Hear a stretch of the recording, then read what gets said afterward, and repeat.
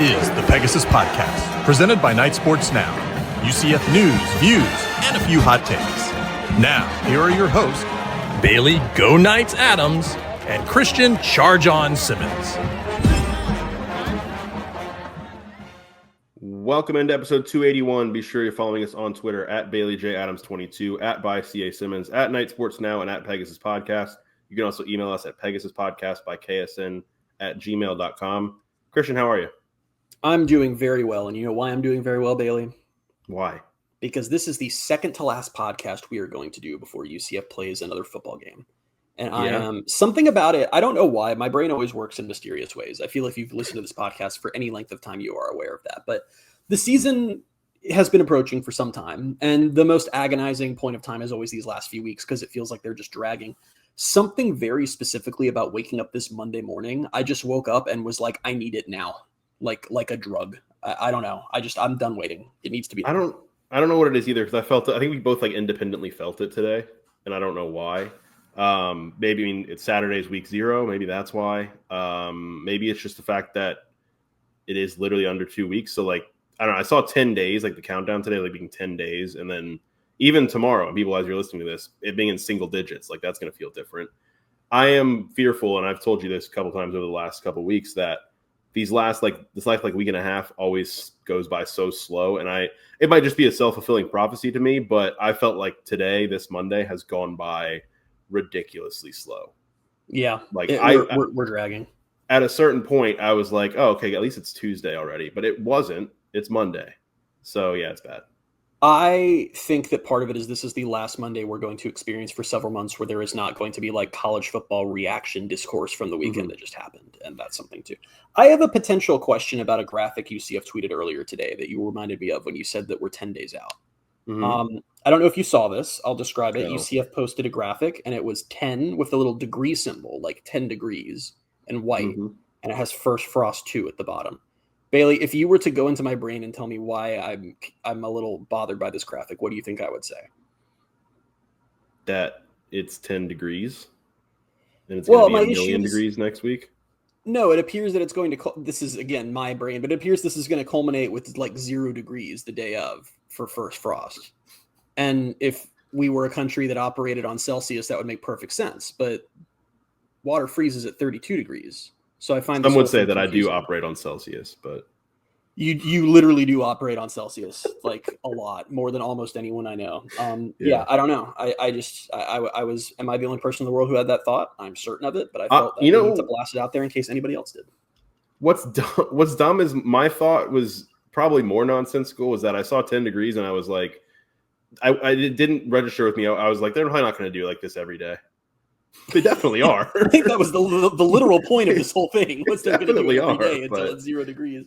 Why do they start? My other thought was, man, I like this number font because once again, it's the new number font, like all the graphics these last few weeks, and it's just so lovely. Yeah. Even though it's really it's the old number font with hashes, but man, did we miss the hashes more than we ever imagined. Saying all of that, there are 10 days until kickoff. Christian, do they have a quarterback yet? Yes, they do. They have 3 of them, actually. Multiple, actually. they have 3 whole quarterbacks. That's 3 times as many as most teams have. Do they have a starting quarterback? Oh, no. Yeah. Scott Frost made that very clear at his press conference this morning that there is still not a starting quarterback with 10 days to play. Did you think at any point this offseason, and maybe you did, and I'm the idiot, I actually probably should have seen this coming in hindsight, I didn't think we'd get this close without one being named. I assumed they would have wanted the guy to start getting reps entirely with the first team farther out than this. But it appears I was wrong. Yeah, and it's funny, too, because later on in the press conference today, he was asked, like, is this something where you're going to make the decision, like, before the game? Or, like, is it just like whoever runs out there first? And I think he kind of took that as, like, well, obviously I'm not going to, like, not tell the player until day of. But he did make it seem like, he's like, I don't know if I'll announce it or not, but whoever's he definitely made it clear. Know. Yeah. Yeah, he definitely made it clear that it is very much on the table that we will be filing into the stadium next Thursday and not entirely certain who is going to come out on the field with the offense. Which, by the way, like whenever that happens, like we'll know it will have leaked out. But like I had really never considered until he said that there might not actually be the former or the formal, quarterback announcement, which weirdly, and I know this is nonsense, but because it literally has no bearing on anything, but in my head, if they don't go the whole UCF announces a starting quarterback route, I feel like that just maintains in my mind that the situation is fluid going into the season. Like that just makes it feel like they could start someone else for North Carolina A&T and it just wouldn't feel like a big deal. Yeah, and that was another thing that he was asked about, and like he talked about kind of at length a couple times in this press conference, was the idea of, playing all the quarterbacks or, 3 or 2 or what. And he said he will not. He said it's extremely difficult to play equal playing time to 3 quarterbacks. I think he said it's even hard enough to do with 2. So I think the ideal scenario is that they go in and they just play the 1. I've always thought maybe it could be 2, but you brought up a good point before we got on the podcast. And I think it's funny that you brought up this point after I was the one who was like, I have pictured in my head them losing to Jacksonville State, but this isn't just a throwaway game. No. So you can't just play 3 quarterbacks. I do think, and it may partially be my fault for calling these fake games, but I do think that some of the fan bases lost the plot a little bit on the very first game because the suggestion that, what if he just, rolls with all three, split the reps equally over the course of the game. Jacksonville State is not an FCS opponent. It is a team that UCF should beat and should beat fairly easily. But I'm envisioning a final score if things go well of 42-17, 42-24, 38-13, whatever, something in that range. They're favored by 16.5 right now, I think. Yeah, this isn't like a rollover FCS opponent. If you want to paint how the image in your head comes true of them losing this game, it's UCF not understanding that somehow and just messing around with quarterbacks, seeing who does well. They have to actually win the game. And once the game's in hand, if you get to late in the third quarter and they're up 4 or 5 scores or something, sure. But I don't even know if that's going to happen. I don't think it's going to be. We'll do our game preview next week, which, wow, that's exciting. Yeah. But it's not an FCS opponent. Yeah. And we talked about that a little bit with the terrified level ratings, way back when. This is a team that won Conference USA last year. It is also a team that's completely rebuilding because they lost their entire staff. And so these are 2 rebuilding teams. You would like to think that UCF is much more capable of rebuilding by game 1 to beat a team that's rebuilding like Jacksonville State. But yeah, we'll get into all that next week. But pretty clear that it's not going to be – definitely not going to be 3 quarterbacks that he's just rotating in there, because I've always thought we've talked about this throughout our friendship, really. It's just whenever teams do try to do that, you can't get a guy in a rhythm when he's all right, he'll get this drive, then it's going to be another drive. And I mean, that's why even when I'm watching NFL preseason games stuff, it's the offenses look I know it's partly because a lot of them are backups, but it's these offenses look horrible, but it's also because the guy just came in halfway through the second quarter and he hasn't had time to get in a rhythm. So rhythm is such a real thing, especially with quarterbacks. And there are teams where I like how people always go, it works. It can work. And they just point out the one Florida team that did it successfully 20 years ago at this point. There's not a long illustrious history in college football of 2 quarterback or multi-quarterback systems doing more than just screwing it up. We've seen that with UCF. We watched UCF lose at Navy because Mikey Keene got hot and was driving down the field and Gus said, Gatewood, go, and just everything ground to a halt. So yeah, we've seen the other side of it. Yeah. Anything else on the quarterbacks? Oh, I guess, yeah, there was the fact that I kind of would prefer you to talk more about this because I don't want to just have to push my agenda, but he talked the most positively about Ja'Carri Brown, did he not? Okay, so yes, he did. I have been a big believer in my life because, I've been around that the press conference quotes, the worst thing you can do is sit here and say, well, when he talked about this guy, he sounded more interested in him than this other player, so that probably means something, because it never means anything. That being said, Scott Frost sounds way more into Ja'Carri Brown than the other 2 when he was asked about all 3 today, which I'm every instinct in my brain is telling me to not read into that because that obviously is not a thing. But literally, he was asked about Cam Fancher. He was asked directly about Cam Fancher, and his reply was, well, he was a little ahead of them when he came in as far as knowing how to be a leader and be out there as the guy because he has more playing experience that was expected. He was asked about Taven later, and he was like, oh, Taven, he had to learn the playbook and everything, but he's gotten better. And he was asked about Ja'Carri Brown, and he's just man, Ja'Carri, I wish I could coach him for 3 to 4 years because it's been so incredible how much he's improved, and he's a leader and he's a great teammate. And if all I had to go on, if the only information available was just that press conference, then Ja'Carri is the obvious starter. But of course, we, that is not the only information to go on, and we know that is probably not the case. But one thing I want to ask you about this is because that's been a theme that Ja'Carri is a leader and a good teammate. If it is as close as it appears to be, and they're 10 days out and aren't sure who's going to start. Shouldn't who the leader is be a factor there? Shouldn't that be something that matters or something that weighs in? Yeah, especially because anytime Frost is asked, not even about quarterbacks, but about just culture and leaders and captains and all that kind of stuff, he said like they're basically waiting for people to step up and step into those roles, and they have to empower these guys to do that. And by the sound of it, Ja'Carri is one of those guys who has been a leader. So you can't really say in one respect, like, we're waiting for leaders to step up, and then the quarterback does it, but you're like, yeah, but not him, because he's probably not going to be my starter. Like, I don't know. It has to factor in at least a little bit. And when it is this close, yeah, I could see that. But I don't know. It's funny. One of my favorite, like, I don't even know if it's a bit. I think it's just kind of a thing that happens that we do on this podcast is like, we try our best not to overly read into press conferences and just like random quotes, but a lot of times that's all we have to go off of. So we do it anyway. Yep. But yeah, it's also weird feeling out Frost on this topic because when obviously this is not our first time covering Scott Frost or having Scott Frost as UCF's coach, but when he was here 2016 and 2017, you couldn't get a whole lot out of him from the press conferences. Like, this has been so odd how different he is on that front now. And I don't fully understand it. Not to say that he's out there just dropping, massive information, but he was very much like kind of more similarly to what Gus was like. He was a deflector. Like, he could he would kind of just like, you'd ask something and he would pretty quickly just take it into, another topic. I don't know. Maybe that'll happen more when the season's here, but so there's been more to read into than I was anticipating, which makes it easy to overreact to stuff. But the truth is we just don't know. And we don't know because they don't know probably. I mean, I'm sure at this point there's 10 days out. They have to be having conversations.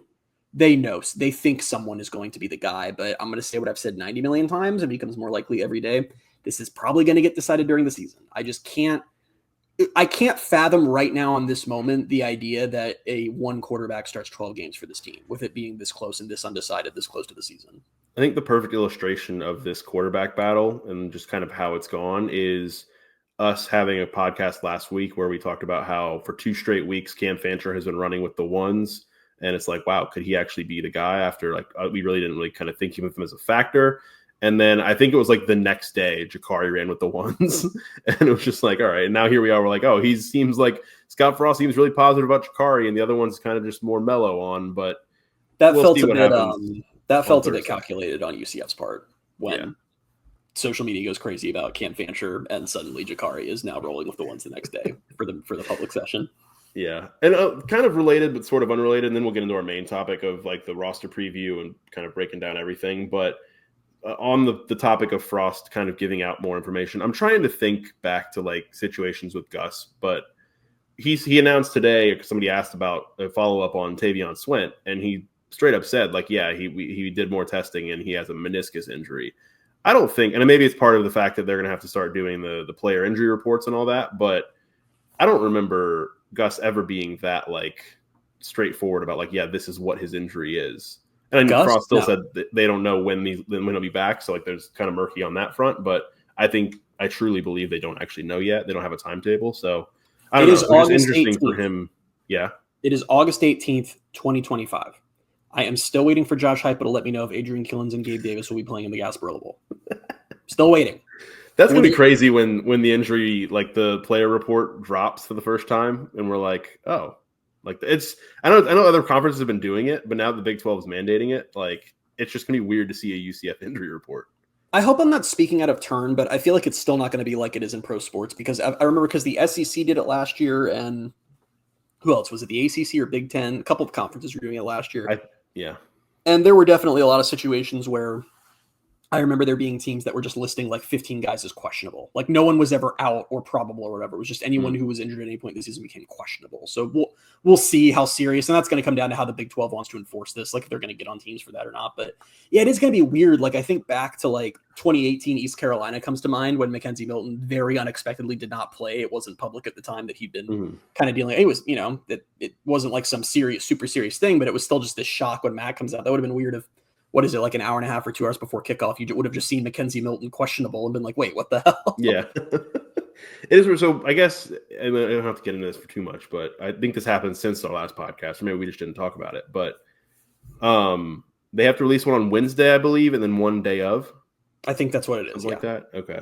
And I thought Frost's answer about it was kind of funny because he was like, we'll do whatever the Big 12 tells us to. And he's like, really just comes down to people losing money on these games. That's why we're doing this. And I was just like, he had to get in like another little shot at the current state of things. And I'm starting to find it to be like just a fun little game that keeps happening in every press conference. I'll tell you something right now, though. It's a fun little game for now. It'll stay a fun little game if the season goes well. It becomes bitter very quickly. Yeah. If the team is not winning anything, stuff like that. I was going to say everybody be responsible, but it could be a fun drinking game. Just flip on a Scott Frost 15-minute press conference, and then just like every time he says anything critical of the current state of college football, just take a little shot.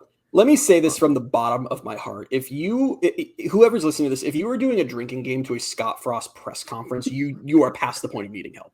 You currently okay, I guess that's me then. I thought about that literally just now, but I was like, that would be kind of funny. If anyone's like pouring liquor to turn on the Scott Frost press conference, you need help. You know, you get home at the end of a hard day and you're like, let's see what Coach Frost had to say today. Let's get the bottle of whiskey out. I don't know. It could be fun. Stop encouraging. All right. Well, now I'm going to have to do it, and I'll report back. All right. Let's get into the 2025 roster preview. We're doing this the same way we normally do this, which is we'll go by each position group, and we have 8 of them here. We will rank them based on our confidence level in them. This, I feel like, was harder than it has been in a while, and we've talked all off season about not really knowing what's going on here with a lot of position groups. Not what's going on. We know who guys are in the group, but we're just like, there's a lot of unproven guys, a lot of guys who have talent, but we haven't seen them play for UCF. We haven't seen them play in the system, all this stuff. So we'll go. I think that's part of the reason I'm so excited for the season to be here is not just because I get to watch football, but also because this hellish offseason of having to talk about a team with frickin' 70 new players is finally going to be over. We'll have tangible stuff that we actually are going to be able to evaluate and talk about. We deserve like some kind of monetary prize, and so does everyone else who's been doing coverage this summer and content. We've put out like 20 to 30 hours of content on guys we know nothing about. Like I am so happy to never have to do this again ever until UCF has a coaching change again in like 3 years. So yeah, we have this broken down into 8. We have it at quarterback, running back, wide receiver / tight end, offensive line, defensive line, linebacker, defensive back, special teams. So let's start with quarterback because why not? We just talked about the quarterback battle. And once we talk about these 3 guys again here, we'll spend the rest of the podcast on other positions for once. Yes. Where do you have 1 to 8? Where do you have your quarterbacks? 1 to 8. I have the quarterbacks in all of our infinite knowledge that we know so much about this team ranked at 6th. I'm at 5. Okay. That's not that different. That's fine. Yeah. I mean, I think it's funny how little I feel like we have to even really spend time on this section because it's like we know the situation. We know Jakari, Cam, Taven Jackson are the 3 who have been competing. You know, obviously Dylan Risk was involved for spring, but he's gone. He's at Stanford. And it's these 3 guys. And we'll see at different times it's felt like different guys are the favorites. I don't even really know who I think is the favorite anymore at this point. And I think we're legit going to find out in 10 days when they take the field. Like I don't know. It's bizarre. It's bizarre to be in this spot. Cause I mean, how long, obviously there was the quarterback competition in 2022. Was it? Yeah. 2022. But I don't know. I think it's just the fact that there's 3 guys it could be. That's just I can't recall the last time at UCF 3 guys were in it 10 days before kickoff. If that's ever happened, and that's why I have it as low as it is, because I know that Frost has repeatedly at press conferences said things along the lines of, "This isn't coach speak. This is a good situation." Like they say, if you have 2 quarterbacks, you have no quarterbacks. He goes, "No, this is good. We have 3 guys who can start." The truth is, 10 days out, I just don't believe him, and I think we all need to understand it. That doesn't mean whoever the quarterback is going to be a disaster. I don't see that happening, but I don't think there's anyone in this room who is up to like the classic old school UCF standard of being the starting quarterback. I think this is kind of a thrown together roster and a thrown together season, and they're going to do what they have to do. I don't envision anyone except like maybe Jakari if things broke perfectly, like going out there and just being electric. They're going to have a guy who you just hope is not going to lose you games. Like that's the standard at this point. A similar thought where I'm just kind of like whoever it's going to be is probably just going to be fine, and fine feels like right in the middle of the pack. These 8 position groups. So I don't think disaster's coming. I absolutely don't think disaster's coming. I don't think anything insane's coming. I think they're going to have a quarterback. I think they'll probably get replaced at some point whenever adversity hits, just because that's going to be easy to do after this offseason and how close together all three were. And I think it's just going to kind of be, they'll be out there, Yeah. Running backs. I have them at 2. I also have them at 2. These lists may be similar. Let's see how this goes. Yeah. I will say, and I think this is probably, it made me, at least I guess the injury to Tavion Swint made me rethink this. I had running back at 1, but I think just the fact that I rethought it in general, even had he not been hurt, I think I would have flipped it anyway. But anyway, the running backs at 2, because I think this group, when Tavion Swint's healthy, obviously he's a freshman, but I would feel good about that 1 through 4. I still feel really good about the 1 through 3 they have, even with him out. And they don't have the top, like, high-end RJ Harvey type guy like they have since, RJ was here. But I do feel really good about Jaden Nixon, and I feel really good about Miles Montgomery. Yeah, and to your point about top 3, like, Stacey Gage is on the younger side, but, like, as someone who we've heard good things about going back to spring, like, I wouldn't discount him getting out there as well, especially since in Frost's history as a head coach, he likes to get kind of deep into that room.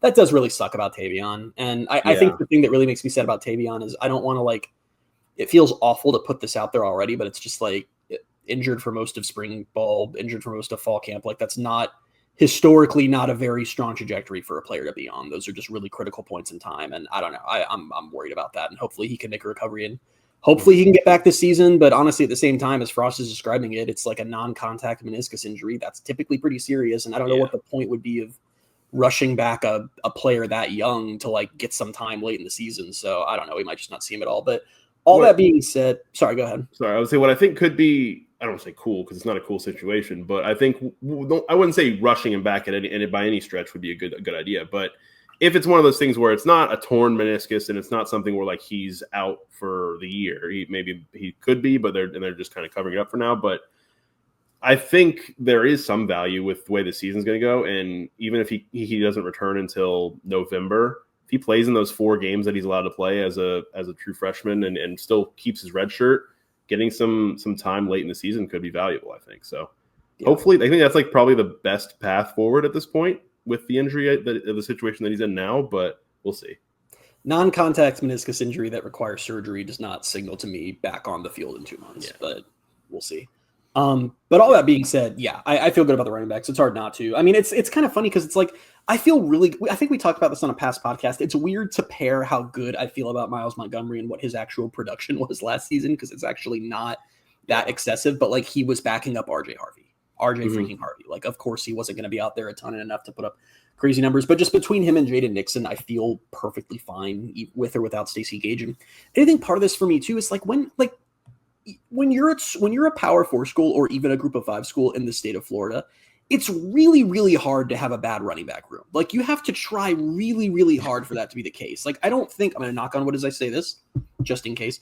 I don't know what would have to happen at any point in the foreseeable future, barring major changes in college football, for us having to be going into a season and being like, they've got nothing at running back. They have nothing at the skill position. It's just not the way it works being in this state. It's literally what Florida's known for. So it's hard to not feel good.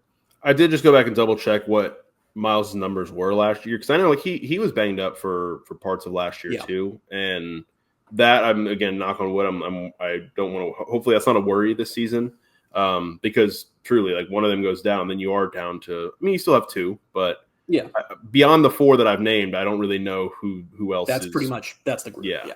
So, but I did look at Miles, because I had the thought where I was like, I feel like anytime he touched the ball, like, I saw something good. And he only had 51 carries and 293 yards, but that's 5.7 yards a carry. And the 5.7 yards a carry does line up with how I think about it. Like, anytime I saw him touch the ball, I was like, he's also fighting for yards, and he's quick too.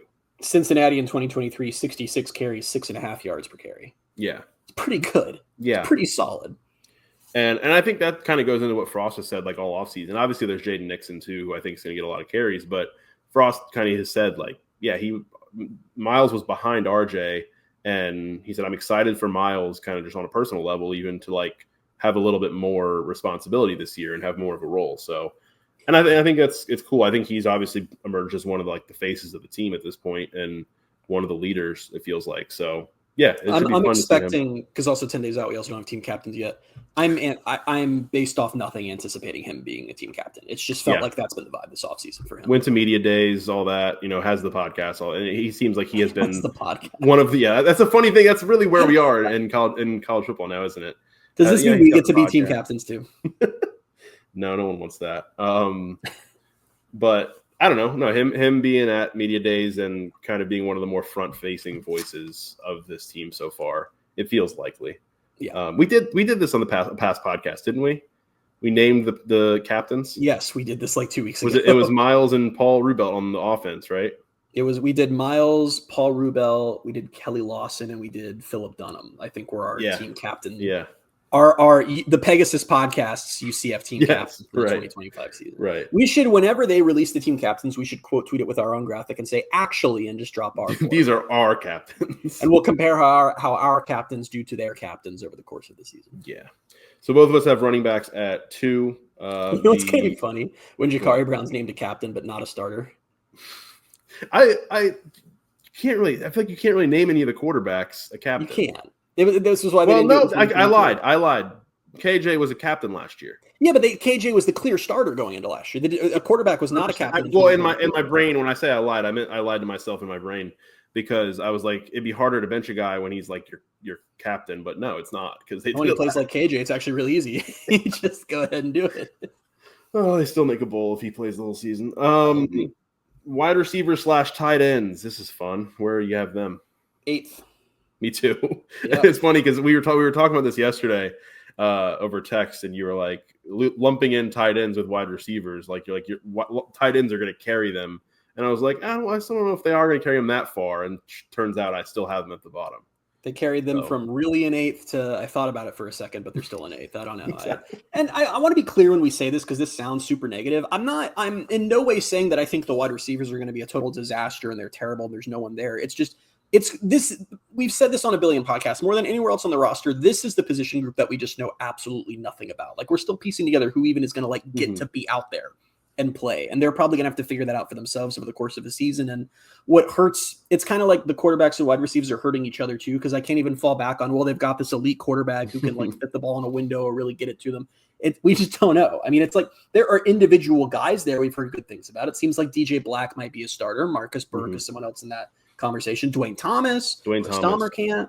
Like even someone like Wade and Charles, who's a true freshman, is looking awesome in every highlight video they post. Like there are names there and guys who you think can step up, but until we see them step up, we just don't know freaking anything about what wide receiver might look like and if it's going to be, or whether it's going to be successful or not, or if it's going to be a train wreck, which if I had to pick a position group that becomes a train wreck, it is this one. It just is.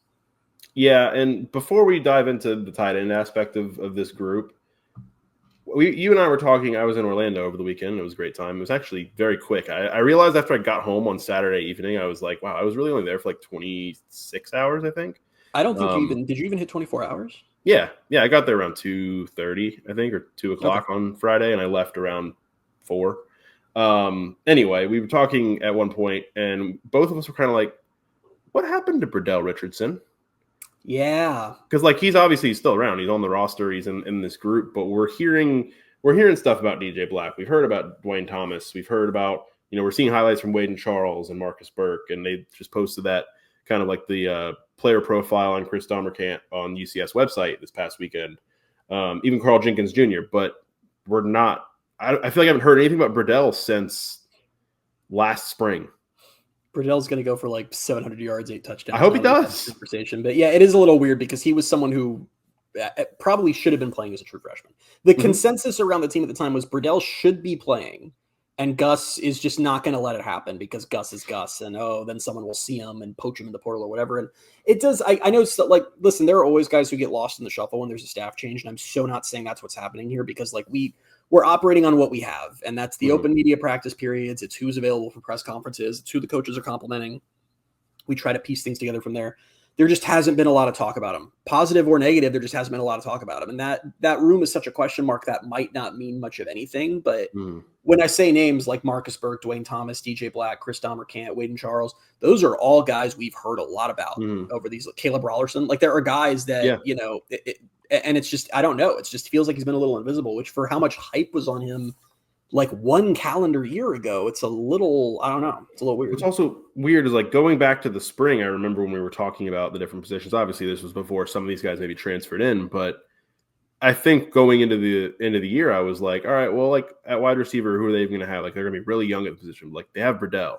I would always throw Burdell in there first because he was one of the known commodities. Yep. And now it's like he's the 9th guy we list because no one is talking about him. And I don't know. I hope it's out of nowhere. He just comes up and he's what we thought he was going to be last spring and into last summer. But and again, he's what that was his freshman year last year, right? So he's a true sophomore. Did he redshirt?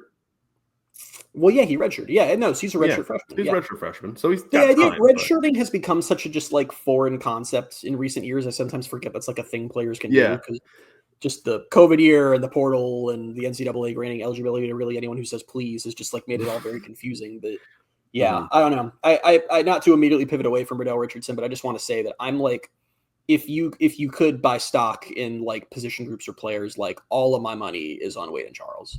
All it took was me selecting him as breakout freshman and then seeing 2 highlight videos to be like, he is the future. And I do think that's a bigger thing for this season because what we haven't talked about enough, or not, maybe we have talked about enough. Actually, it's our podcast. We've talked about it the exact amount we should have. But in the portal era, one thing that you kind of lose track of is it used to be like back in 2016. Like if this season were happening in the 2016 era of college football, we would have had 90 podcast topics about we want to see the young guys play well because that's who you build off of and that's how you have a good 2026. But the portal's kind of changed all of that because you can have a guy who does really well as a freshman or a sophomore, then he just leaves. And I'm Wade and Charles I'm trying to get more in the camp of like, not every young player who does well is going to leave. And we do need to see some of that. Like UCF could go 7-5 this year and we'd all be thrilled with that. But if they went 7-5 almost entirely because of players who are not going to be back next year, who are seniors or upperclassmen, that doesn't really do a lot for us. Like we do need to see some young guys who are building pieces excel. And I think Wade and Charles is maybe my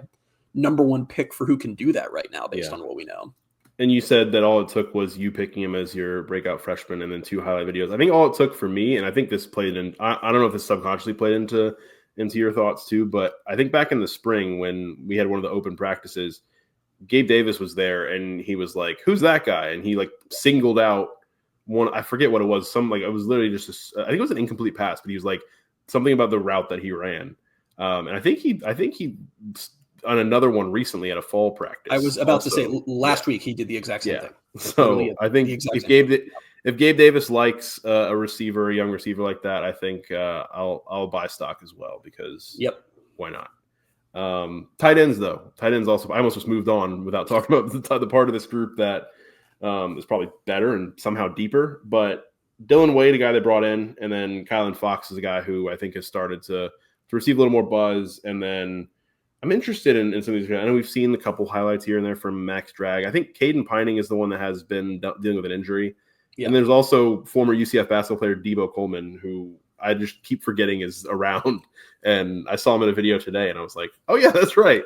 But no, I think at the top with Dylan Wade and Kylan Fox, like you and I talked about this again over the weekend.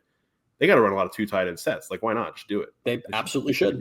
You don't have receivers. You might as well. It's gonna be your only way. But yeah, I feel everything we've heard. We feel good about both Dylan Wade and Kylan Fox. It's been exciting to see Kylan start to get hype as the season gets closer because not that we weren't hearing hype about him, but you have to go back to like when he was a recruit. That was like a big deal for UCF to land him. And I think it was Florida State for him. It was the other school that was going really hard after him, and he chose to stick with UCF. Obviously, the Gus era came and went, and he's still here. Like. Everything I said for Waden goes for Kylan too. That's another guy who you want to see have a good season and then be primed for like a big 2026 where he can be a key piece. And Dylan Wade was a big pickup as well. It was one of their biggest portal pickups. So those 2 guys together, I'm feeling really, and they both, they're pretty young too. Yeah. And they're not carbon copies of each other either. They do different things well. So I feel very good about having both of them, and they have elevated the wide receiver tight end. Like this is not on them. If tight ends was broken out as its own category, would not be at the bottom of the list. They'd be higher, but I think what's cool about this too, though, is I think like I am happy with where they are at tight end, and I do see a world where the wide receivers are good enough. Like I think of the many like 5 or 6 guys we're hearing good things about from different clips and different highlights and practice and stuff. I think if 2 of those 6 guys hit, like that could be solid enough right there when you add in the running backs and the tight ends. Like if even 2 of those guys, much less 3 or hopefully a 4th, but we've talked about this several times this offseason because we keep making the comparisons back to when Frost was previously here, where that 2017 team, even then, like they didn't have 3 solid receivers that they went to all the time. It was really more like 2 and then a tight end. So yeah, if they can get 2 of these guys to kind of establish themselves, they're not going to establish themselves the way Traquan and Dredrick Nelson did, but still, like I think they can get by if 2 of these guys emerge. Well, you are correct, and I don't disagree with you. 2017 UCF also did have the best player in program history, which helped a little bit. That's where I get held up. It's the question marks at both quarterback and receiver are where I get freaked out. I agree, and I think it's like relative to expectations because like I'm not. No, they need to go undefeated. It's a failure. I'm not saying they need 2 receivers to step up and then they'll go 13-0. It's more like I think they can have 2 receivers step up. Whoever the quarterback is going to have 3-ish good 3 or 4 good targets, and then you're fine. What's the best possible record UCF can have this season? Like every single thing goes the perfect version we've imagined of it is what happens. What's the best possible record UCF could have? 8-4. Really? Like everything is perfect. Like everything goes perfectly. They find 3 wide receivers who are good. The O-line solid. The defense is really good. It's still 8-4 is the cap. Okay. I think. I don't know, but when I just looked at the schedule and I'm like, and a lot of that is like, again, this is Big 12 isn't predictable enough to do this, to be like, oh yeah, all of the games that I think are coin flips are going to go UCF's way because coin flip games are that for a reason, and coin flip games in the Big 12 are more ridiculous than anything. Sure. But I think, they probably still lose to teams like Texas Tech, Kansas State, probably Baylor on the road, probably BYU on the road. So I think those are still 4 losses, but everything else I could see if things broke perfectly, 8-4. Okay. I'm going to go ahead and to catch no flack, not weigh in. Anyway, our next position group. What are we doing next? I want to know. No, okay. No, I want to know what you're going to say. I was going to say 9-3. Okay. No, that's fine. We were not like wildly. Is that the biggest record swing in football though? Like 8-4 and 9-3. Always, whenever I see teams with those records, they feel like they've had dramatically different seasons, and it's a single game difference. I don't know why my brain perceives those records that way. Probably. You see 8-4 and you're like mid. You see 9-3 and you're like, oh, they were almost something. Like, I don't know. It's very stupid. They were 1 away from double digits, so that's it. I don't know. Maybe that's it. I was trying to think between it's like 6-6, 7-5 are pretty much the same. Yeah. 9, 9-3, 10-2 doesn't feel as substantially different as 8-4, 9-3 does. 10-2, 11-1. Yeah, you're probably right. I don't know. That's strange. It's weird that that's the thing. I think because it probably if you go 8-4 and then you lose the bowl game, I always hate seeing 8-5. I always hate it. Yeah. I hated 9-5 especially back in 2022. But that being said, would not hate to see 8-5 this season. UCF goes 8-5. We are going to throw a parade. I don't know where, somewhere fancy. Somewhere fancy. Offensive line. I have the offensive line 7th. Really? Okay, I have them 5th. Okay. So I had quarterback 5th, so we just flipped those, I think. Well, no, because I had quarterback 6th, but it's fine. Oh yeah, 6th. Yeah, that's me. That's on me. Offensive line, yeah.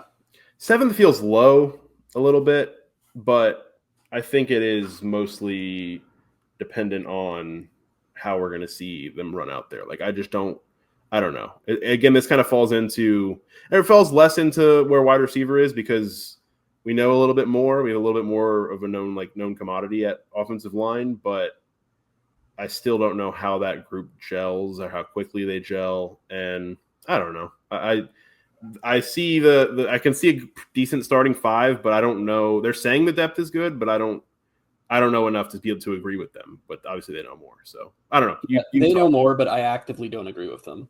Is I think where I'm at. So again, we still don't know. Like we this is one of those positions where we're kind of guessing. It's a little bit of guesswork to figure out who's going to be out there. We know Paul Rubo at right tackle. I think at this point we pretty safely know Carter Miller at center. Mm-hmm. Preston Cushman's probably going to have the other tackle spot. Guard is a little more up in the air. I think we can assume guard Memolar there somewhere, and then the guard Memolar playing. When you said guard is up in the air, I thought when you first said guard, I was like, oh, he's going to say Memolar, and then he said up, and I was like, oh, okay. But I can't wait for UCF to have a quarterback whose first name is Quarter. That's going to be fantastic. But the other guard spot is probably the biggest. I don't think we know exactly. We have ideas of who might fit in there, but we don't know exactly who. Like Keegan Smith, who knows? The idea right now seems like it's Keegan Smith. I don't know if that's just because he spoke today, but I don't know. He's been one that typically a good sign. Yeah. But anyway, that starting five right there, that offensive line, I feel really good actually about that offensive line. See, I feel good about it. Well, what did I say? Isn't that what I just said? Really good. What is the semantics nonsense? Well, no, I'm just saying, like, if you feel really good about it, that makes sense that they're at 5 for you. But like, I'm just like, yeah, I think that's. I feel electric about it. I don't think they'll lose a game with those 5. I think they're going to go undefeated and win the conference. No, I feel good about that group. There isn't like a glaring hole on that group as we know of right now. Maybe they get out there and we realize that Preston Cushman isn't as good as we thought. Whatever. My issue and why it's at 5 for me and not any higher is that group, and from what's behind them, it really feels like they are like one injury away from having a glaring hole on the O-line. And like, spoiler alert, linemen, pretty tough position to play and not get banged up over the course of a season. So I am growing increasingly concerned about that as the season nears, because one injury you can handle, but what happens if 2 guys go down? I don't know. I can see this cascading in a really scary way if injuries pile up there. I agree, and I think that's kind of why I have them down there at 7th, because you're like, I agree, and none of what you're saying makes sense for where you put them. beyond that 5, it's like there's some names like Cam Kenny's been around for a while, and maybe he's like one of the guys in the mix or one of the guys first off the bench. Jabari Brooks was here last year. They brought in LaParca Langston this offseason. Yep. So I don't know. It's again, I think we might fall into a weird thing where I just put blind faith in whoever UCF's offensive line coach is, because we did the same thing with Herb Hand, and now I'm like, yeah, I think Sean Clark's just going to figure it out. I don't know why that is, but yeah, I think that was a good offensive line hire and or offensive line coach hire, and I believe in him. So I guess that's like the biggest credit I can give to the depth they have there, is that I think he can figure something out to make sense. Yep. I agree. Yeah.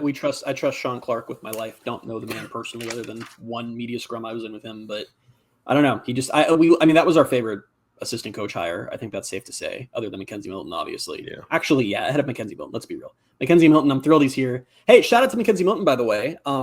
As of today, congratulations, 247 Sports annual 30 under 30 coaches. I love when you just step all over the news section that you don't listen to anyway.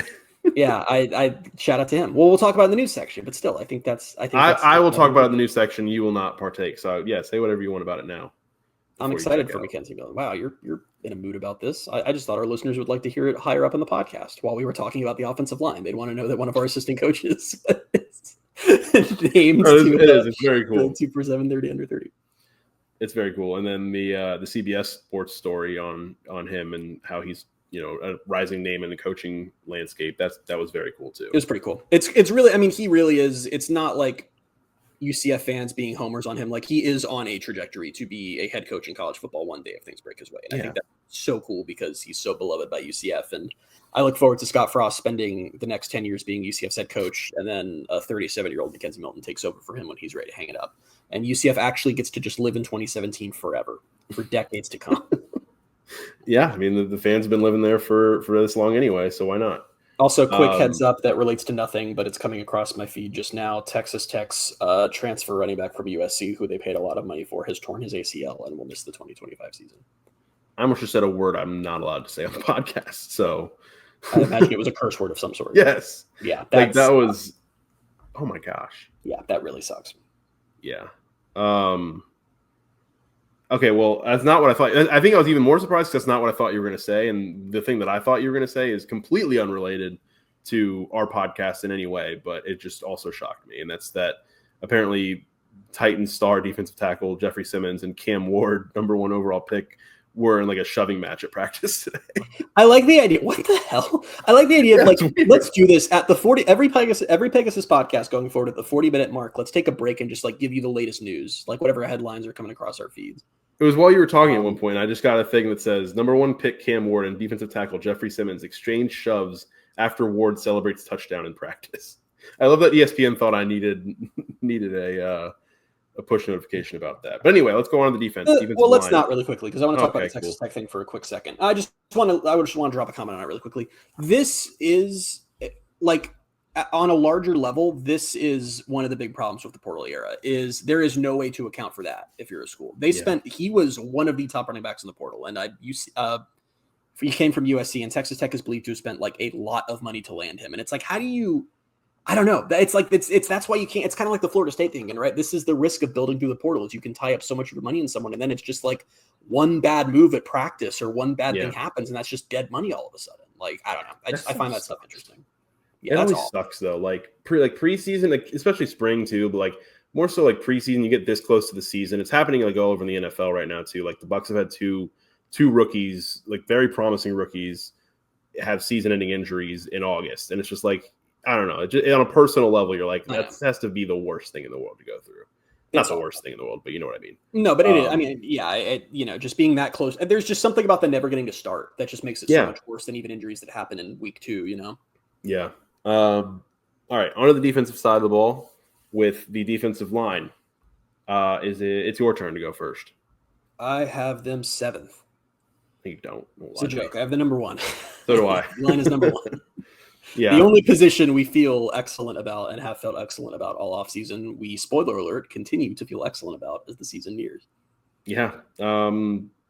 It's cool because it's on both sides of it where it's like, I feel good about the interior and I feel good about the guys on the edge too. So it's like, and I think there is something we talked earlier in the podcast about, like, don't put too much stock in what the coaches say, but I think there was something to even, I think it was after like the first scrimmage, Frost being like, defensive line pretty much dominated, and you know that's one of the groups we feel the best about this year, and there's reason for that because they've got John Walker, they've brought in RJ Jackson, Horace Lockett, on the edge they've got Malachi Lawrence, Nigel Kelly, they brought in Sincere Edwards, Isaiah Nixon. I think we've heard some good things about this offseason. Jamal Johnson's another guy who's been around for a while, so like that's whatever I just mentioned, 7 or 8 guys plus a couple other guys who maybe we're not hearing as much about right now, but again, could be guys who blossom and kind of develop throughout the season. And we saw like Malachi Lawrence kind of came out of nowhere back in, was that 23? Yeah. So it could always happen, but even if it doesn't, Seliscar's job from over the course of the season. Yeah. That 4-man group for the edge of Malachi Lawrence, Nigel Kelly, Isaiah Nixon, Sincere Edwards. I am so excited for those 4. And it's kind of like, remember we used to talk about like how, there was once upon a time back in like 23 and 22, UCF had 2 great edge rushers and Tremont Morris-Brash and Josh Seliscar. And they were out there for every single drive or every single play, like just nonstop. They were out there and like actually having a group of 4 guys who it seems like, which obviously like Nigel Eek is a step above everybody and Malachi Lawrence probably next based on what we know now. But having 4 guys who you feel comfortable with, that is just going to make them all better. And that is going to be such a nightmare for opposing offenses, and I am so very excited to see it. And then go inside and you have everyone's favorite highest ranked recruit ever to come with UCF, John Walker. Like it's just it's lovely. It's a lovely group, and I'm very happy with it. And it's like, again, we've talked more about all these other positions, but this one I don't have that much more to say other than just like I just feel really good about it, and I like these guys a lot. And it was pretty. I know I said I had them at number 2 behind running back, but I never should have. That was on me. Because they are the clear number 1. There are going to be games that UCF should high-end talent and depth standpoint, like they're far and away the best group. Sorry, what were you going to say? No, there are going to be games that UCF should not be in this year that they're going to end up still in because that D-line is just going to be pestering the hell out of an offense. Like that's going to happen at some point this season, and I look forward to it happening. Yeah. Linebackers. I have linebacker at 4. I have linebacker at 3. Okay. That was actually I think I screwed this up. No, I'm going to switch. I have linebacker at 4. Okay, cool. I just realized that this is in the wrong order. Yes, I have linebacker at 4. It's so weird that I think this might be the best I've felt about the linebacker position in years. And it's, again, a group of guys that they brought in from the portal. Like there's nobody we've seen really play extensive snaps in a UCF uniform, but I still feel like they've done a good job here. Like, I think Kelly Lawson and Lewis Carter are probably your 2 starters. And then Cole Kozlowski is another guy who had a lot of production. I think it was Colgate, right? Yep. Yeah. A lot of production, played a lot of football. I think he's another guy who's going to be in the mix. Troy Ford is a guy I think we've started to hear a little bit about after some years now. But that, again, might be too much on one press conference because a lot of that was Scott Frost called him out by name when asked about the linebackers. But still cool and still good to have some depth there. One thing that I'm a little bit surprised about, I guess, and I don't know if there's an injury or something there, if he just hasn't panned out the way we thought, but Phil Pachotti is another guy they brought in from Oklahoma. And we haven't heard as much about him, but he's another guy who's formerly like highly rated and probably is 4th or 5th right now. And when you have that kind of guy at 4th or 5th, like feel a little bit better about the depth there. So I don't know. I feel better about linebacker than I have in a while, because for most years it's just they've got one really good guy and we'll see what else happens. And I just feel better about the starting duo going into this year. I was going to say, I agree that I feel better about linebacker than I have in several years, but I do think that's less this group and more just how atrociously bad linebacker has been for UCF for quite some time now. But yeah, that's everything you just said, I echo. I do think that if I had to pick, like if we were going to play a game, maybe you'd have a different answer. And the game was pick the surprise position group that we feel good about that ends up being bad, I would pick linebacker. And that's entirely because we do feel good about them. Like Lewis Carter is a guy, Oklahoma did not want to lose Lewis Carter. Mm-hmm. And seeing him come in here and perform really well and seemingly be close to, if not already having locked up a starting spot, and seeing a guy like Kelly Lawson, who's gotten tons of praise, that makes me feel really good. But also, like, we are just doing the same thing again if it's a bunch of portal guys. And you can go listen to past podcasts where we buy into the hype of they got all these great linebackers from the portal. They're going to be great. Ryan Davis came from Georgia. Georgia's a big-time program. He's going to be awesome. And they lose a game exclusively because of him at one point. It's just – so I haven't heard. I'm surprised you didn't use him as pick that portal player at any point. Yeah, you know what? I think I subconsciously removed him from my brain until this moment right here, just to like not experience that pain again. But yeah, so I'm with you. I'm optimistic, but I want to like put the thought out there of we are doing the thing again where it's a bunch of portal guys and we're just sort of assuming they're going to live up to the hype. But yeah, this does feel a little different. I do feel good about these guys. Defensive back. I have defensive back at 3. I have them mixed up in my notes. I apologize for my unprofessionalism. That's what people are here for, is our professionalism. They got a lot of pieces here. And I feel like I say this every year with defensive back, because we kind of get to this point of the offseason where it's like they have a lot of guys I feel good about. It's just kind of, I don't know really who's going to start and who's going to be out there. And you and I kind of did this, I don't know if we call it a thought experiment, more just we talked about this the other day, about trying to name who we think will be the starters. And we while driving on I-4 put together UCF secondary, and I think that's beautiful. And I hope that's how the coaches do it too. Yeah, and I think we had at corner, we had Jaden Bellamy, Antoine Jackson, which I meant to bring this up. This was back when did we do our preseason awards last week or the week before? A couple weeks ago. And I had told you before, I was like, I'm going to bring up Antoine Jackson. I never did.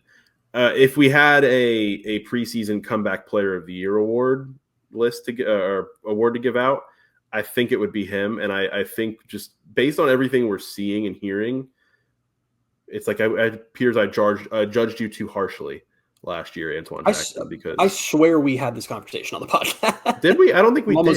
I think we talked about it before the podcast. I really think we had it on the podcast, but we can have it again anyway. If you're listening, one of us is wrong and you know who, but either way, if I had a preseason don't come back award, I would have given it to Antoine Jackson as recently as like December, but it does seem like he's really turned things around. There have been A, all the coaches are just gushing about him from Frost on down, and B, like half of the defensive highlights that have been posted from fall camp have been like stupid interceptions. One-handed picks. Like just insane things. Multiple times, like not even just one like really lucky or athletic play. So yeah, I think it's safe to say he probably has a corner spot lock. I remember that being a thing last year where I was probably even more disappointed in Antoine Jackson because of how excited I was and hyped about him coming into UCF, because like he had played at ECU previously and I thought was like pretty good, and I thought that was a really good pickup. And then he was just last year one of the worst players in the secondary, and it turns out maybe that was a lot more due to the injury than we thought. But anyway, I derailed that.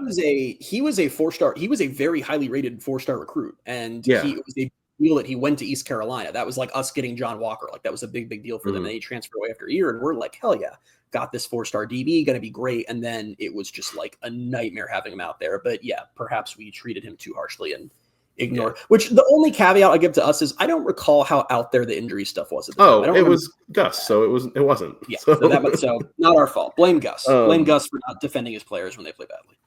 Jaden Bell. So I derailed all that to say that about Antoine Jackson, which I maybe already said on the podcast before. But Jaden Bellamy, Antoine Jackson, and Braden Marshall probably, and at nickel would be who I think we came up with as potential starters. Correct. And then at safety, Damari Henderson and Phillip Dunham, which that starting group right there I feel really good about. And then you add in guys like Jakari Henderson, hopefully maybe Jalen Hayward developing behind the scenes, Jaden Gould, DJ Bell, another one. Guys that, I think give them some depth there. So I feel good about that group overall. See, this is where I get more excited for this season than I should be, because you wrap up what we just talked about from D-line to linebacker to DB, and you look at some of those names and where they're going to go, and you kind of sit back and go, that feels like a pretty freaking good defense. Yeah, and it played out the exact way I kind of expected it to. We talked all offseason about the defense and how it's going to be better than the offense. Might have to carry them a little bit. And on my rankings here, I think on yours too, of the top 4, 3 of them, like it's the 3 defensive positions. Yes. I mean, the running backs are mixed in as well. So I have D-line at 1, DB at 3, and linebacker at 4. And it's like, that is the recipe for how they could be better than we think this year, is the defense just being, again, I think you put it out there. It was one of your predictions, wasn't it? That it might be a top 4 unit in the Big 12. Is that what you said? Yep. So I could see it. I think they have a lot of talent on that side of the ball. I think, unfortunately, the big caveat that I have to throw in there is Alex Grinch and him getting, laughed about nationally again the last couple of weeks because people can't believe that he has a job. And we'll just see. I have to say a thing on that really quickly, and it's going to upset our listeners, which that's fine, because what do I care? Alex Grinch was once again, I told you, one of my favorite college football shows I listened to was Andy and Ari on 3. And on one of their shows, like a week ago or 2 weeks ago, Alex Grinch came up in passing, and they both had to stop to take one more moment to talk about just what a horrible coordinator he is and how his players always look completely lost. And I'm listening to this and I'm driving and I'm just kind of like, oh, right. We might've forgotten how Alex Grinch is the DC.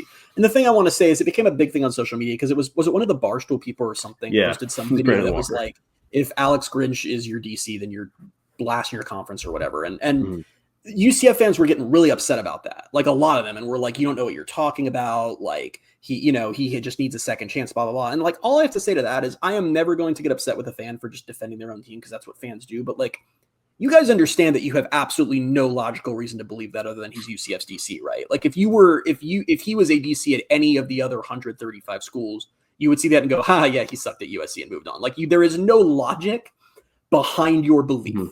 I feel like that's basically how I describe it. There is no logic behind your belief. And I just would encourage you to remember that when the season begins, because I'm hopeful things will be better. I'm not saying they absolutely won't be, but like there is simply no logic behind your belief. I think that was like the harsh reminder, because we went through it like when the hire was first made about how much, nationally it was kind of like, what are they doing?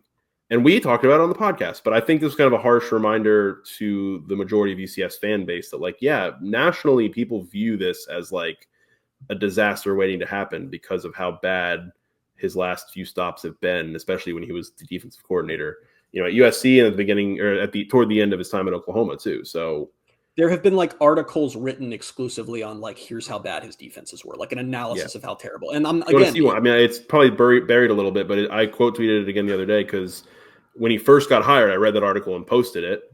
And then in a thread now, I hope it's not going to be a long thread, but I added the Brandon Walker tweet into the thread because I'm like, this is not stuff I want to hear or see about my defensive coordinator. Yeah. And that might be the main thing going back to spring that we've taken flack for the podcast this offseason, was some people get really pissed when we talk about how bad Grinch has been at their stops. And all I can say to that is I'm predicting it to work. One of my season predictions is the defense will be really good because I think that he will have a chance to rebound. I think that he has the personnel for it, where this team is just so good. And I think talent-wise stacks up really well with the rest of the conference. I'm hopeful he can learn from his mistakes and things can go better. But you have to balance that with the same time as if the defense is confused and a mess, what can you really say other than, well, all of the college football world told us that was going to happen because it's happened at 2 previous schools for him. So I don't know. I still don't like that hire at all, but we're here. We're going to hope that it works. Nothing we can do about it now. Real quick to finish this up, special teams, I have them 6th. I have them 7th. That was a total mail-in. What are we supposed to say? It's a new kicker and a new punter. The kicker I feel good about, Noe Ruelas coming in from James Madison. I feel good about Anthony Venneri. Venneri. We'll see. Yeah, I don't know, and I do feel good about Dalton Riggs as the long snapper. Based probably just on his personality because I like him.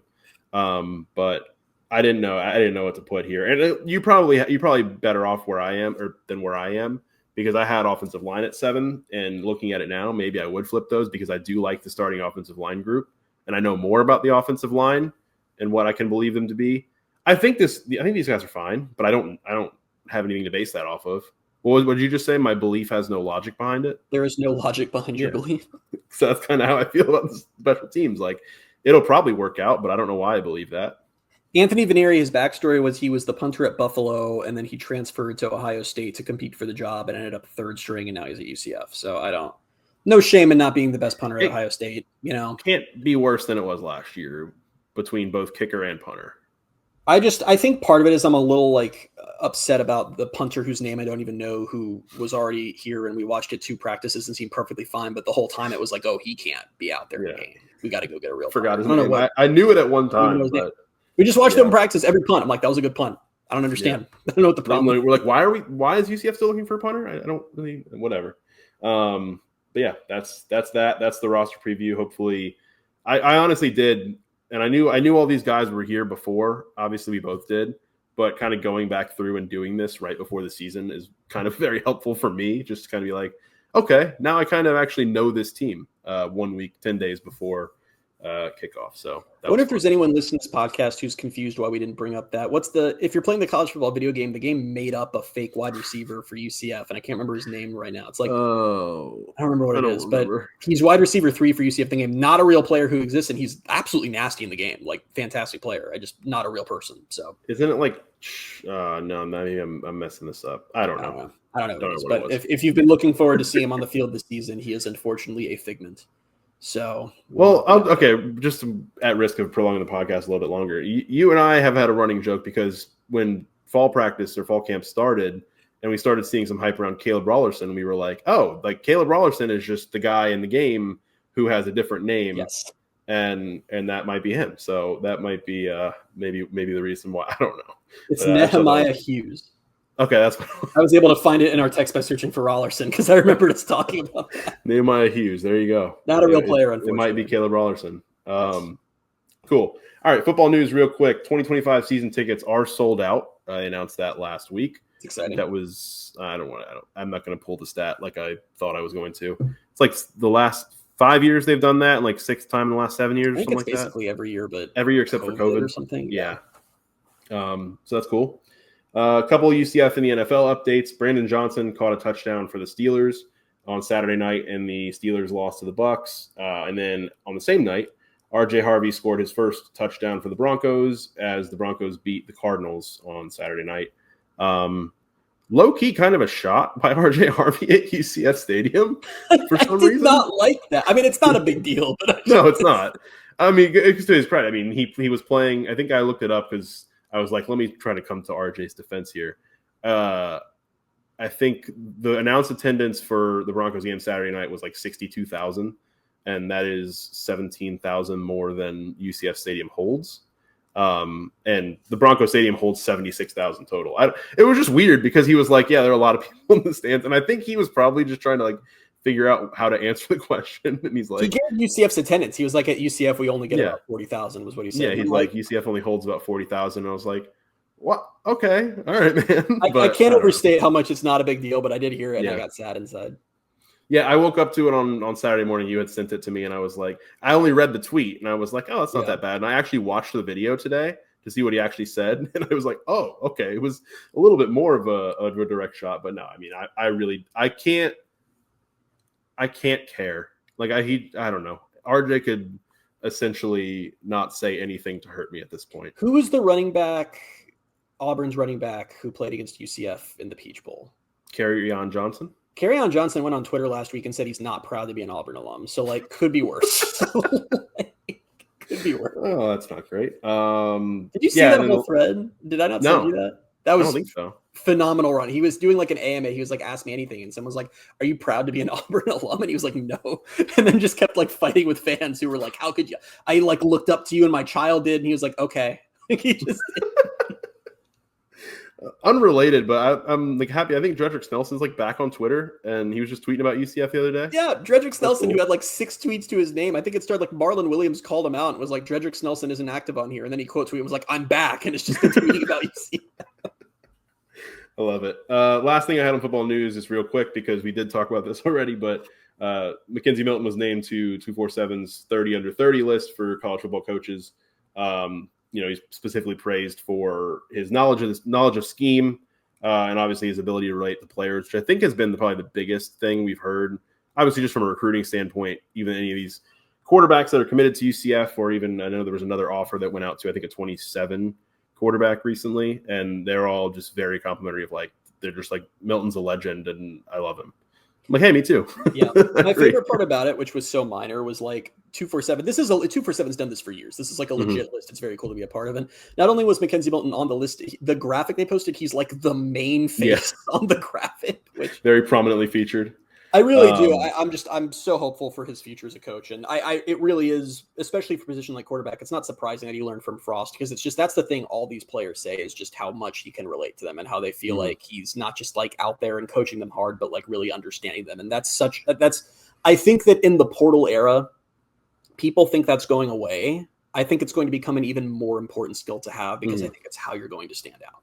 So I think for him in his future. What's very cool and what has set him up really well, obviously, is, I mean, his own football knowledge, his own hard work and stuff. But like, yeah, and I know he's learned football and learned all that originally from Frost and the ability to relate to players, but also playing under and then coaching with Josh Heupel, who's another guy who has like all this from a scheme standpoint, probably learned so much, or I'm sure he learned so much from that standpoint. It's Norvell too. Yeah, he's had it pretty good as far as the very early stages of his coaching career. So, when you think about the fact that from even when he was still at UCF after the injury, he very much started operating like a GA. Like he understood coaching, what's next for them. When you look at it in that way, it's been like years that he's been learning this stuff. So it makes sense that he's so ahead of the curve. But well, I'll tell you right now, I am fully prepared from a narrative perspective. If UCF's starting quarterback is unexpectedly good, I'm going to act like Scott Frost does not exist, and we are just going to heap all that praise on Mackenzie Milton.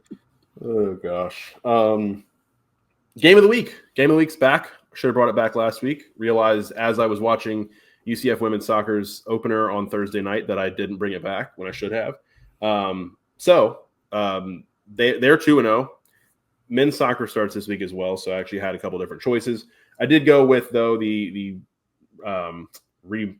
reforming. Gosh, I can't speak anymore. It's been an hour and 6 minutes, and I've lost the ability. UCF women's soccer against South Florida. Renewal. That's the word I was looking for. Renewal of the war on I-4. UCF at home Thursday at 7:00. They're 2-0, hosting South Florida, who is 1-1. And that should be fun to watch. But I'm looking forward to watching that on Thursday. We get what we take the war on I-4, the couple sports that have kept it going. I think there's like two of them. We will take it. Yeah. And then men's soccer, I know they have a couple big games this week to start the season. They're at North Carolina, and they're at like number 6 Wake Forest on Sunday. So it's just powerhouse. Good. We're back to this part of the year where UCF Sports are starting, and then in 10 days it'll be football. But I haven't been able to sit down and watch a game yet, but just following along the women's soccer scores on Twitter has brought me such joy. Like really, just like being back. Yeah. I'm watching, and then women's soccer was number 3 on Sports Center top 10 for the goal from the corner kick. That was incredible corner kick goal. That the UAB announcers, literally one of the coolest goals they will not score a better goal this year or maybe even in the coming years. And they score it, and the announcers just are like, dang, okay. Anyway, UAB. It was very funny because I think you mentioned it to me, and it was Liz Bowden with the goal. Liz Warden. But you were like, did you hear the announcers? I was like, yeah, they were UAB's announcers. And you were like, oh, that's what it was. Because they were just kind of like, oh, wow, goal. It's like you're watching true magic before your eyes, and you're just like, oh. It's crazy. All right, tweet of the week. Tweet of the week this week. We're so close to the season, and the tweets are getting worse. Tweet of the week this week goes to CFB Knights. If you are on UCF Twitter, you probably know him. I am going to go out on a limb and say that this is probably not the last time he will be tweet of the week this season, but CFB Knights, congrats on your first of the year tweet of the week. This goes to, he was quote tweeting Andrew Cherico, breaking news on Twitter that Tavion Swintz has a meniscus injury and will have surgery. He quote tweeted it and said, "Why are all of my teams cursed with injuries? It's not even the season yet." CFB Knights, I don't know your real name, so I'm just going to refer to you, CFB Knights. The 4th string running back getting hurt is not your team being cursed with injuries. That is an insane take to have for that injury. I feel awful for Tavion Swintz, and I don't want to make light of that at all, but we have so lost the plot if we think that the 4th string player who is probably not going to factor into getting hurt is your team being cursed. Texas Tech? Here's the other thing. I don't want to come to his defense, but I will. I think it also comes from a standpoint of he's a Bucs fan too. In the Bucs I don't care with that. But that's not what he was talking about. He said my teams. That's why he said that. Yeah, but either way, that makes no sense. That no one has ever seen the backup get hurt and go, wow, the team is cursed. I agree. No, I agree with you, but I'm just saying from a standpoint of, the Bucks are going through right now too. So I really want to send that tweet to some Texas Tech fans and be like, see, put it in perspective. Just see how that goes over. Yeah, it could have been your fourth string running back instead of your starter you paid 7 figures for. Yeah.